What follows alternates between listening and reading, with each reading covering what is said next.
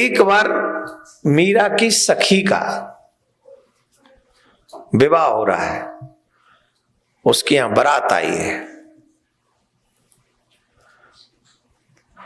सब लोग कह रहे हैं अब तो मीरा का भी विवाह होना चाहिए, अब तो मीरा का भी विवाह होना चाहिए, अब तो मीरा का भी विवाह होना चाहिए। मीरा भी विवाह के योग्य हो गई है। तो मीरा की मां ने कहा कि तुम्हारा विवाह होना चाहिए। बोले मेरा विवाह तो हो गया। मेरा विवाह तो हो गया। बोले तुम्हारा विवाह कैसे हो गया? बोले गिरधर के साथ मेरा विवाह हो गया।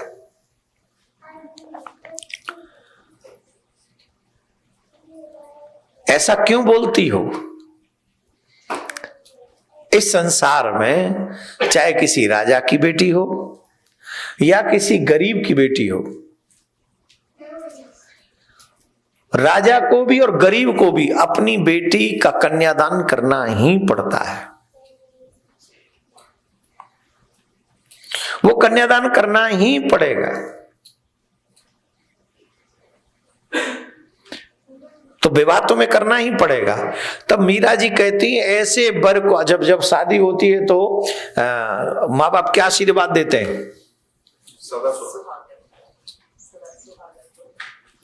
अच्छा, माँ बाप जब ये आशीर्वाद देते हैं सदा सौभाग्यवती भव, तुम्हारा सुहाग अमर बना रहे, वो है ना क्या क्या, जब तक गंगा में पानी रहे,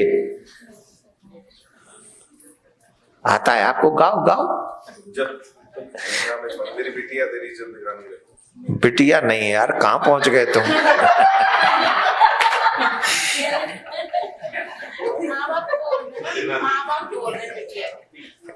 चलो तुम यही मान लो, ऐसा ही मान लो। तो एक आशीर्वाद देते हैं माँ बाप कि सदा सुहागिन बनी रहो, यही। पर सच बताओ, क्या ये सच है? आप हिस्ट्री उठा के देखो, पति पत्नी में से पति पहले जाता है धरती छोड़ के, जब तक दुर्घटना न घटी हो बड़ी, कोई बीमारी ना हो देवी को या कोई प्रॉब्लम ना हो। अगर नॉर्मल लाइफ दोनों की चल रही होगी तो पति ही पहले जाता है। अब क्यों जाता है वो भगवान मालिक है, वो उनका सब्जेक्ट रहा होगा, हमें नहीं पता। पर मोस्टली ऐसा, अगर नंबर्स वाइज देखेंगे तो ऐसा होगा। पर है जी, चलो, तो ये कह देना कि तेरा सुहाग अमर बना रहे, ये सच तो नहीं। पर क्योंकि संसारिक व्यवहार है, इसलिए माँ बाप चाहते हैं, आशीर्वाद देते हैं कि, और आजकल जो ऐसे ही भागदौड़ करके शादी कर लेते हैं, उन्हें तो वो अमर सुहाग वाला भी आशीर्वाद नहीं मिलता।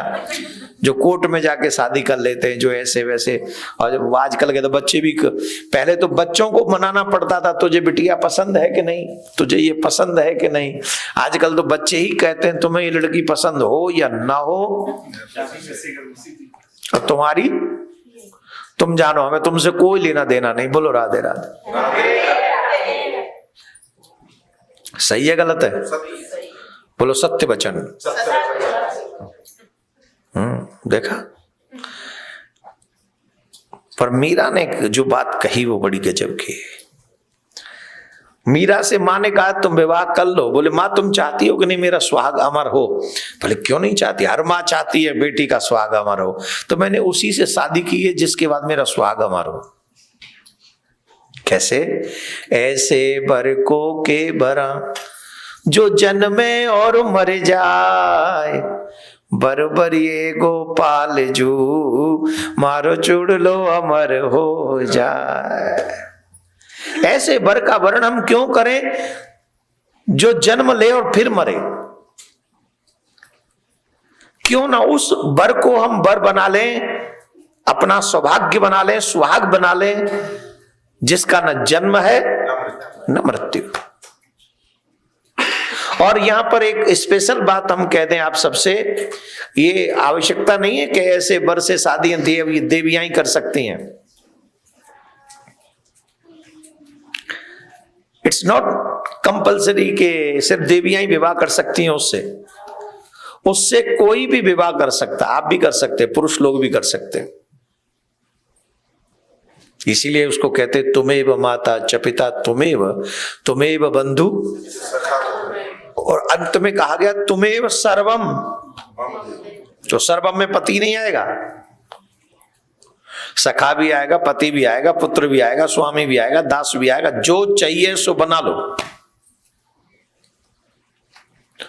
जो बनाओगे सो बन जाएंगे, जो बनाओगे सो बन जाएंगे। प्रेम करके देखो कन्हैया तेरे घर पे दौड़े दौड़े आएंगे, दौड़े दौड़े आएंगे। नीरसो रसवान बनो, प्रेमी बनो। संसार से प्रेम करके देख लिया, ठाकुर जी से प्रेम करो। मीराबाई ने कहा कि मेरा सुहाग तो अमर है। 56 कोट यदुवंशियों को लेके पधारे थे मेरे बारात में भगवान स्वप्न में, और उनसे मेरा विवाह हो गया। अब मुझे किसी और की आवश्यकता नहीं है। तो लोगों ने कहा ऐसा नहीं होता है, बेटी हो तो हमें कन्यादान करना ही है। बोले तुम शरीर का तो विवाह करा सकते हो, आत्मा का तो नहीं। तो भोजराज के साथ उनका विवाह कराया गया मीरा का। तो मीरा ने भोजराज के और अपने के बीच में गिरधर को रखा, और गिरधर को रखकर दुनिया समझ रही, संसार समझ रहा है कि मीरा का विवाह भोजराज के साथ हो रहा है, और मीरा जानती है कि मेरा विवाह गिरधर के साथ हो रहा है। जब फेरे होते तो बीच में कोई नहीं रहता। वो बोले यहाँ गिरधर मेरे और गिरधर के बीच में कोई नहीं। ये है मीरा का समर्पण। मीरा जी की मां जानती थी कि ये जो है ना, ये गिरधर के, अगर गिरधर साथ में जाएंगे ना इसके, ये संसार नहीं संभाल सकेगी। तो मीरा जी की विदाई के समय गिरधर को छुपा दिया मीरा की मां ने। तो जब बेटी विदा होके जाती है तो माएं सिखाती हैं कुछ बच्ची को। शिव महापुराण में भी जब पार्वती जी का विवाह हुआ तो एक ब्राह्मणी को बुलाया उनकी माता जी ने, और कहा कि मेरी पुत्री को पतिव्रता धर्म बताइए, उसका उपदेश दीजिए। एक निवेदन करें आप सबसे, जिन जिन के घर में बेटी हो ना, उन माओं को थोड़ा और सावधान होना पड़ेगा। हाथ जोड़ के प्रार्थना है। हमारे यहां विवाह होता तो है पर टूटता नहीं है। हमारे यहां पहले कहते थे डोली में जाती हुई अच्छी लगती और अर्थी पे आती हुई अच्छी लगती। अगर आजकल इस बात को कह दिया जाए तो महाराज बवंडर हो जाएगा। आज हमें वो उपदेश नहीं मिलते हैं जिससे हम अपने पारिवारिक जिम्मेदारियों को निभाएं। हमें वो उपदेश मिलते हैं कि जिससे हम मनमुखी जीवन जिएं। स्वयं मां कहती थी बेटी ससुराल में जाके एकदम जीवन बदलना पड़ेगा तुझे, और बदलता है। आप मायके में बेटी हो, ससुराल में बहू हो, और आप स्वयं बहू कैसी चाहती हो वो आप ही सोच लो। और जो बेटी बहू बनकर गई है वो अपने भाभी कैसी चाहती है वो खुद ही सोच ले। आप अपनी भाभी ये चाहती हो क्या कि भाभी 24 घंटा फोन चलाती रहे और तुम्हारी मम्मी काम करती रहे, या तुम्हारा भाई काम करता रहे और भाभी आराम से बैठकर सोफे पे आराम से मोबाइल चला रही है और अपनी मम्मी से बात कर रही है, हेलो मम्मी कैसी हो, भाभी ने चाय दी कि नहीं दी, मैं आऊं चाय बनाने। बोले नहीं नहीं तेरी भाभी बहुत अच्छी है, चाय बना दी है तेरी भाभी ने, बहुत बढ़िया है, तेरी भाभी बहुत अच्छी है, उसने चाय बना दी, साथ में बिस्किट भी दिए हैं। वो कुत्ते के लिए लाए थे तो वो उसने खाए नहीं, तो वो रखे हैं दूसरे मुझे दे दिए। तुम फालतू सोच रहे हो यार, वो नहीं कह रहा हूं मैं। तो बिस्किट भी दिए हैं उसने, नमकीन भी दी है। तू क्या कर रही है? बोले मैं तो आपसे बात कर रही हूं। अच्छा जमाई राजा क्या कर रहे हैं? बोले वो चाय बना रहे हैं।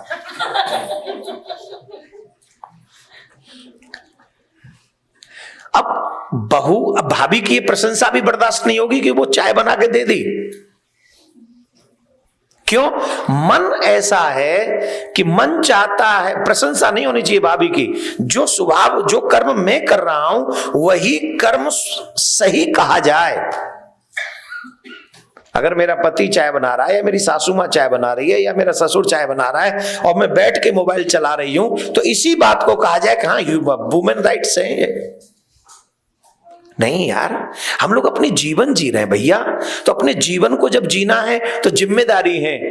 कोई गृह लक्ष्मी है और कोई बाहर किसी कंपनी का सर्वेंट है। ये पुरुष लोग सर्वेंट है, आप गृह लक्ष्मी हो। और गृह लक्ष्मी की अपनी जिम्मेदारियां हैं, और वहां जो कंपनियों में सर्वेंट हैं, सेवक हैं, उनकी अपनी जिम्मेदारियां हैं। वो अपना काम करें, आप अपना काम करो। एम आई राइट या रॉन्ग? जोर से बोलो। तो जिनके घर में बेटियां हैं और जो चाहते हैं कि हमारी बेटी दुख ना पाए, तो अपनी बेटी को थोड़ा हार्ड वर्कर बना के भेजो ससुराल में। घर की जिम्मेदारियां निभानी कैसी हैं वो शिक्षा दे के भेजो। जब आपकी बेटियां सीख के जाएंगी, और मैं ऐसे ही नहीं कह रहा हूं, मैं भी बेटियों का बाप हूं, और कोई बाप नहीं चाहेगा कि उसकी बेटी का घर बिगड़े। कोई बाप नहीं चाहेगा, और मां भी नहीं चाहेगी। तो उसके लिए जो लॉजिक है वो तो अपनाने ही पड़ेंगे, जो जिम्मेदारियां वो तो निभानी पड़ेंगी। बेटी की अलग जिम्मेदारी है, बेटे की अलग जिम्मेदारी। कोई कितना भी कहता रहे बेटा बेटियों में फर्क नहीं होता, काहे को झूठ बोलते हो यार? तमाम झूठ बोलते हो, कैसे नहीं फर्क होता है? भगवत प्रकृति ने फर्क बना के भेजा है, हम क्या करें? अब बताओ, हमारी दाढ़ी मोछ है, आ गई कि नहीं आ गई? अब बोलो, अब फर्क है कि नहीं? बोलो नहीं, मना करो नहीं। और सपोज अगर आ जाए तुम्हारे दाढ़ी मोछ, फिर उसी दिन पार्लर में जाके थोड़ी हट जाएंगी परमानेंट। प्रकृति ने जिम्मेदारी सौंपी है, देवी को अलग जिम्मेदारी, पुरुष को अलग जिम्मेदारी। वहां भी दो हैं, वहां ब्रह्म है और एक माया है। संसार इसी से चल रहा है। माया माने स्त्री और ब्रह्म माने पुरुष, तो वो उसी से संसार चलेगा। अरे हमारी तुम्हारी तो बात छोड़ो ना, पशुओं में भी नर और मादा है, चिड़ी और चिड़ा है, तोता और तोती, मछली है और तमाम उनके भी सब लिंग भेद तो है, सबकी जिम्मेदारी है। तो हमें अपनी जिम्मेदारी का निर्वहन करना चाहिए, उससे भागना नहीं चाहिए। न जाने कितनी बार स्त्री पुरुष बने, कितनी बार पुरुष स्त्री बनी, कौन जानता है? किसी को नहीं पता। ये तो जन्म जन्म में बनाते रहते हैं। तो मीराबाई को बहुत शिक्षा देकर भेजा उनकी मां ने, और कहा तू जा रही है, आज तू मुझसे कुछ मांग ले, जो तू कहेगी हम तुझे वही देंगे। मीराबाई कहती है कि अगर तुम मुझे कुछ देना चाहती हो तो मुझे आज विदाई में गिरधर दे दो, मैं गिरधर को लेके जाना चाहती हूं। गिरधर? मीरा बोली तू गिरधर को नहीं दूंगी मैं, तू गिरधर को। मीराबाई की मां ने कहा कि अगर तुम गिरधर को लेके जाओगी ना तो तुम कभी भी अपना परिवार नहीं संभाल सकोगी, तुम मगन हो जाओगी इसी में। मैं जानती हूं तुम कितना प्रेम करती हो इनसे। मीराबाई कहती है कि अगर मैं नहीं लेके गई तो मैं कुछ भी नहीं कर पाऊंगी, ये ही मेरा सर्वस्व है। आज की भाषा में कहें तो यही हमारी एनर्जी है, हमारी पावर यही है। और आप देखो 5 माला नित्य करके देखो और पूरे दिन की एनर्जी देखो, और बिना माला के दिन बिता के देखो, उसकी अलग एनर्जी देखो। हमने अपने बच्चों को कभी ये मंत्र दिए ही नहीं है। मीराबाई को सत्संग ही तो मिला बचपन में। मीरा क्या करती थी महलों में? लोग ऐशो आराम भोगते हैं महलों में, दास दासियां, खाना पीना, नाचना कूदना, ये सब होता है ना महलों में। राजा रानी सब करते हैं, मीरा क्या करती है? संतों को बुलाती है, भजन गाती है, भजन सुनाती है और संतों के बीच में खड़े होकर नृत्य करती है। और राणा ने आके कहा कि मीरा तुम ये क्या करते हो? देव उसका पति 1 महीने के बाद समाप्त हो गया युद्ध में मीरा का, तो देवर ने गद्दी संभाली और देवर को ये पसंद नहीं था। आपने देखे होंगे बड़े बड़े लोगों को सत्संग पसंद नहीं आता ज्यादातर। तो राणा ने कहा कि क्या तुम ये पागलों जैसा काम करती हो? तुम राजमहल की रानी हो और तुम्हें सन्यासी मोड़ाओं के साथ में तुम कीर्तन करती हो, नाचती हो, तुम्हारा पति नहीं है, तुम्हें शर्म नहीं आती? अरे कुछ शर्म तो करो, ज्यादा बात नहीं सोच सकते तो ये सोचो राणा खानदान की महारानी हो तुम। मेरी मूंछों की पहले तो मूंछों में ताव दे के चलते थे लोग, आजकल तो थोड़ा सिस्टम अलग हो गया, आजकल तो ठीक ही है। पहले लोग मूंछ रखते थे, राजस्थान में जाओ अभी भी लोग सिर्फ मूंछ ही नहीं रखते, वो गांठ मारते उसमें ताव देते हैं, ऐसे करके रखते हैं। तो वो कहते हैं कि तुम तेरी चोटी, मेरी मूंछों से लंबे बाल हैं तेरी चोटी के, मेरे मूंछों के बालों की चिंता करो, अपने राणा खानदान की महारानी की चोटी की चिंता करो, ये तुम संत महात्माओं के साथ नाचती हो। तो मीराबाई ने बहुत अच्छा आंसर किया, आपको सुनना चाहिए। बताऊं? जी। अकड़ और शान ये मूंछें धरी तलवार रह जाए। और ये हम सबको सुनना चाहिए। जिनको धन का बल है, जिनको बल ज्ञान का बल है, जिन्हें पैसे का बल है, जिन्हें अभिमान, बल तो क्या अभिमान, जिनको धन का अभिमान है, जिनको पद का अभिमान है, जिनको ज्ञान का अभिमान है, जिनको भक्ति का अभिमान है, जिनको रूप का अभिमान है, जिनको जवानी का अभिमान है, जिनको एनीथिंग किसी भी चीज का अभिमान है, पद प्रतिष्ठा पोस्ट यश किसी का भी चीज का, सबको सुनना चाहिए। अकड़ और शान ये मूंछें धरी तलवार रह जाए। अकड़ और शान ये मूंछें धरी तलवार रह जाए, निकल जाए जब समय तो फिर क्या होता है पछताए। निकल जाए जब समय फिर क्या होता है पछताए। अभी जवानी का नशा छाया, यंगस्टर्स लिसन टू मी, अभी जवानी का नशा छाया, बड़े मगरूर रहते हो। कितने युवा ऐसे हैं जिन्हें न माँ बाप से मतलब है, न भगवान से मतलब है, ना ही उन्हें हार व्यवहार संस्कार कल्चर से मतलब है। उन्हें मतलब किससे है? बोले मी एंड माई फ्रेंड्स।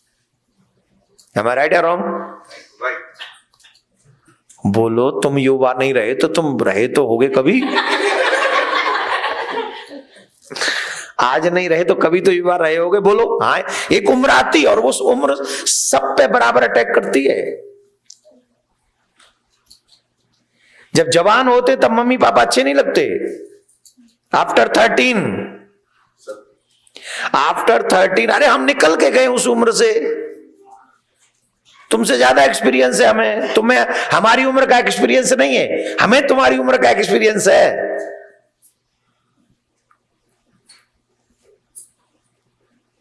तो जब हम युवा हो रहे होते हैं तब माँ बाप की बातें अच्छी नहीं लगती, सबसे बड़े शत्रु ही लगते हैं माँ बाप।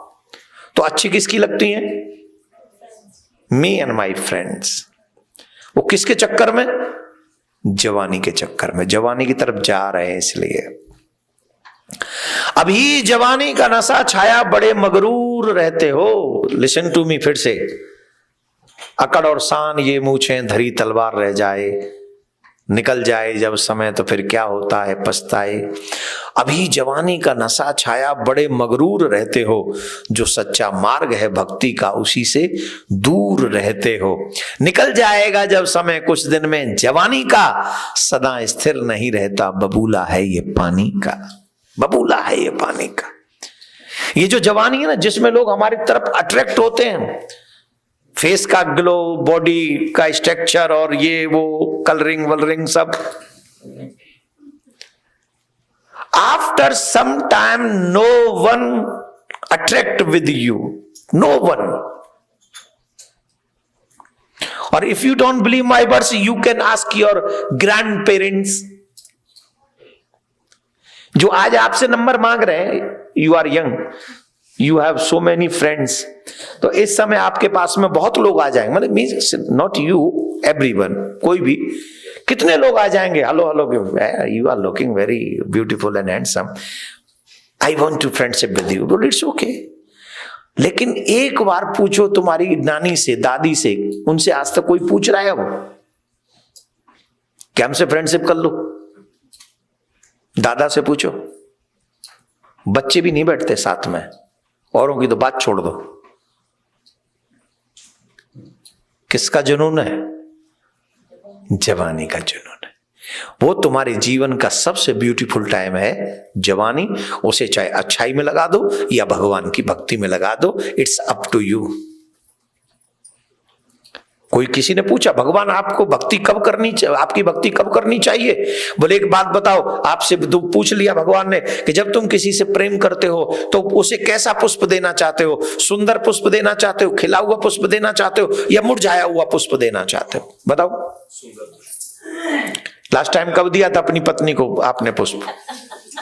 याद करो। नहीं देते? तो आपने दिया लास्ट टाइम कभी? मैं तो देखती हूँ। और लास्ट टाइम कब दिया था? परसों ही दिया।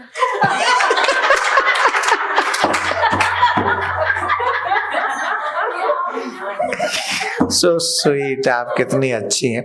अच्छा, जो परसों आपने जो पुष्प दिया वो रेड था? नहीं था? वाइट दिया, मैं शांति। अच्छा, वो मुरझाया हुआ था कि खिलाई दिया? खिलाई दिया था? मैं बड़ा बड़ा मुरझाई जाना था, कौन सा देखते हैं। बात बड़ी गहरी है आपकी कि जब हम, अरे रुक जाओ, मैं वहीं आ रहा हूं, अपनी क्यों टाल रहे हो? उन देवी जी ने व्हाइट पुष्प दिया, उसका मीनिंग समझो। और उन देवी जी ने पुष्प दिया, कम से कम थैंक यू बोलो। देखो, ऐसा मत करे, अभी जाके थैंक यू बोल देना, ठीक है? हाँ सुनो, तो इन्होंने खिला हुआ पुष्प दिया। देखो, कथा ने समझौता करा दिया ना, फालतू की समझते नहीं हो कथा की मीनिंग। खिला हुआ पुष्प। अगर हम प्रेमी को मुरझाया हुआ पुष्प दे दें तो? पहली बार किसी से मिलने जाएं और रेड रोज हो हाथ में और वो भी लटका हुआ यूं, मतलब ऊपर की पंखुड़ी यूं लटक रही यूं, क्या करेगा प्रेमी? बुरा भाग जाएगा। मुझे कथा कहनी है भी। नहीं अच्छा लगेगा ना प्रेमी को? तो ठाकुर जी अगर मेरा प्रेमी है, अगर मैं ठाकुर जी से प्रेम करता हूं तो उसे मैं मुरझाया हुआ पुष्प कैसे दे सकता हूं? बुढ़ापा मुरझाया हुआ पुष्प है। Don't forget this thing. सुंदर समय है ठाकुर जी के चरणों में समर्पित करने का बचपन। जो अभी पुष्प बने ही नहीं हो, खिल रहे हो, कली हो। हमारे ब्रज में कहते हैं मेरो काना गुलाब को फूल, किशोरी मेरी कुसुम कली। तो जो बचपन है आपका, वो बचपन अर्पण करो भगवान के, वही सबसे बेस्ट टाइम है। निर्मल मन, निष्कपट मन, नो काम, नो ईर्षा, नो लोभ, नो एनीथिंग, सबसे सुंदर समय है वो अर्पण करो भगवान को। अगर वो निकल गया हो तो जवानी अर्पण करो भगवान को, और जब वो भी निकल गई हो तो जो बचा है कम से कम वो तो याद करो भगवान को। तो मीराबाई ने कहा जाओ, साधु तो माई बाप हमारे, आप नहीं जानते, साधु हमारे माँ बाप हैं, आप नहीं जानते। मैं इन महलों के बिना रह सकती हूं, लेकिन साधु संतों के बिना नहीं रह सकती। पायोरी मैंने राम रतन धन पायो, पायोरी मैंने राम रतन धन पायो, पायोरी मैंने पायो पायो री मैंने राम रतन धन पायो, पायो री मैंने राम रतन धन पायो। वस्तु अमोलक दई मेरे सतगुरु, वस्तु अमोलक दई मारे सदगुरु, कृपा करे अपनायो, पायो री मैंने राम रतन धन पायो। पायो री मैंने राम रतन धन पायो। सत की नैया सत की नाव, खिवैया सतगुरु, सत की नाव खिवैया सदगुरु, भव सागर तर जायो, पायो री मैंने राम रतन धन पायो। पायो री मैंने राम रतन धन पायो। पायो री मैंने राम रतन धन पायो। वस्तु अमोलक दई मेरे सतगुरु। सतगुरुदेव क्या देते हैं? नाम। उसका मोल क्या है? बोले अनमोल। कितना अनमोल? इस ब्रह्मांड में एक बार अगर तुमने गुरु मंत्र का जाप किया और अगर उसके बदले में तुम भगवान से कुछ न मांगो तो ब्रह्मा जी भी उसका मोल नहीं चुका सकते, इतना अनमोल है ये। हमारी सोच कितनी गिर गई है। हमारी दृष्टि में मकान अनमोल हो गए, हमारी दृष्टि में गाड़ी अनमोल हो गई, मोबाइल अनमोल हो गए, हमारी दृष्टि में जो डॉलर अनमोल हो गया, पैसा अनमोल हो गया। भगवान का नाम अनमोल है ही नहीं। आप पूछो भगवान का भजन करते, बोले टाइम नहीं। फिर बोलो कुछ दान किया करो, बोले काम नहीं है। बावरे आदमी अभी तो कह रहा था टाइम नहीं है और अब कह रहा है कि काम नहीं है। दोगले। अगर काम नहीं है तो नाम तो जप ले। पॉइंट है कि नहीं? अगर तुझ पे काम नहीं है, तू काम नहीं करता तो बेशरम अपना कल्याण ही कर ले, भजन कर। 8 घंटे काम नहीं है ना, जितने घंटे काम है उतने घंटे काम कर। बचे हुआ 8 ही घंटा समझ तू, जितना बचा हुआ है वो बैठ के माला कर। यहां काम नहीं है तो वहां तो काम आ जाएगा, पर नहीं करेगा। मोबाइल चलाएगा, वीडियो देखेगा, रील्स देखेगा, देखेगी भी है। हाँ, ऐसा ना समझा जाए कि देखेगी नहीं है। हाँ, तो एक तरफ कहते हो कि काम नहीं है, एक तरफ कहते हो टाइम नहीं है। हमको तो लगता है तेरे जैसा झूठा इंसान नहीं है। तू झूठा, और झूठों की ना यहां बनेगी ना वहां बनेगी, कंफर्म। 2 में से एक तो काम कर, या तो काम करके दाम कमा या फिर नाम कमा। और दोनों में से कुछ नहीं कर रहा है तो तू फिर अपना कर ले जो कुछ करना है। यमराज के दूत तैयार बैठे। गुरुदेव वो मंत्र देते हैं जो तुम्हें हर संकट से बचा सकते हैं। ब्रह्मा भी मोल नहीं चुका सकते उसका। वो मंत्र का प्रभाव है, गुरु मंत्र का। तो मीरा जी कह रही हैं, वस्तु अमोलक दई मेरे सतगुरु, कृपा कर अपनायो। सत की नाव खिवैया सतगुरु। आप अपने जीवन में सत्य को अपनाइए और उस सत्य की नाव में बैठ जाइए और उस नाव की पतवार अपने गुरु के हाथ में सौंप दीजिए। फिर क्या होगा? बोले भव सागर तर जाओ, आप भव सागर से पार हो जाएंगे। बोलो राधे राधे। और धीरे बजाओ, तू आलसी हो। हाँ, जय राम जी की। तो मीराबाई तो ये कहती है सबसे, संतों के सानिध्य से कल्याण होना कंफर्म है, कोई रोक नहीं सकता। मीराबाई को वैसे देखो, भगवान ने खूब उनको बचाया। राणा ने उन्हें डसने के लिए सांप भेजा था, उसमें से सालिग्राम प्रकट हो गए, गिरधर प्रकट हो गए। और मीरा को राणा ने आरोप लगाया कि तू रात्रि में पराये पुरुष से बात करती। ये तो उस समय की बात है जब इंटरनेट नहीं था। तो मैं सोच रहा हूं 500 वर्ष पहले इंटरनेट होता तो क्या होता। हमारे लोग शुरू से ही भक्ति का विरोध करते रहे हैं, और जो भक्ति करते हैं उनके ऊपर चारित्रिक जो दोष है वो सबसे पहले लगाते, स्त्रियों पे तो विशेषकर, क्योंकि जब स्त्री पे कोई चरित्र का हनन होता है तो वो बेचारी डर जाती और पीछे हट जाती, राइट। ऐसे ही जो भक्त भी होता है, साधु संत होता है, उसके चरित्र पर ही हनन। अरे भाई कुछ चीजें भगवान पे भी छोड़ दो, पर ये अब से ही नहीं है, ये कोई नई समस्या नहीं है, शुरू से ही। मीराबाई को कहा कि तू पराये पुरुष से बात करती है, तो राणा से कहा कि वो पुरुष नहीं पुरुषोत्तम है। तू किसी नर से बात करती है, बोले नर नहीं वो नारायण है। बोले मैं नहीं मानता। बोले नहीं मानते, और तुम मानोगे कैसे जब तुम पहचानते ही नहीं।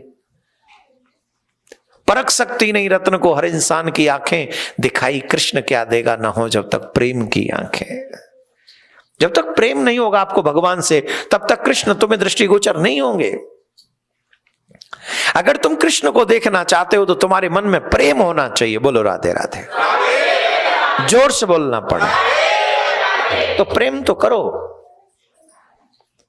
मीराबाई ने इन सब चीजों से दुखी आकर कि ये लोग तो पीछे ही पड़े हैं, भक्ति में बाधा है, इस महल का मैं क्या करूंगी जिस महल में रहकर मुझे भक्ति नहीं करने दी जाए। और मीरा ने महलों का त्याग कर दिया। हर उस वस्तु, हर उस व्यक्ति का त्याग कर देना चाहिए जो मेरे भगवान की भक्ति में बाधा बनता हो। हर वो गृहस्थी अच्छा है जहां पति पत्नी मिलकर लोग भक्ति करते हो, वो हर गृहस्थी अच्छे, वो बच्चे अच्छे हैं जो अपने माँ बाप के साथ भक्ति करते हो। इसीलिए मैं कहता हूं अपने घर में सनातन को जीवित करो। हर घर में गूंजे सनातन की आवाज। वीडियो को लाइक करें, शेयर करें और चैनल को सब्सक्राइब करना ना भूलें।